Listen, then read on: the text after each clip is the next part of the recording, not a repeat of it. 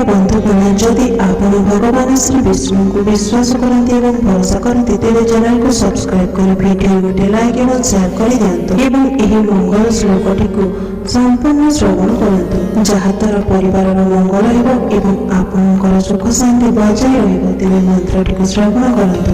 ओम मंगलम भगवान विष्णु मंगलम गरुड़ध्वज मंगलम पुंडरीकाक्ष मंगलम पुरुषोत्तम माधवो माधवो वाक्यं माधवो माधवो हरि स्मरन्ति साधवो नित्यं सर्वकार्येषु माधवम्। शुक्लाम्बरं धरं विष्णुं शशिवर्णं चतुर्भुजं प्रसन्नवदनं ध्यायेत् सर्वविघ्नोपशान्तये। स्वस्ति सकलकल्याणभाजनं यत्र जायते पुरुषं तमजं नित्यम्।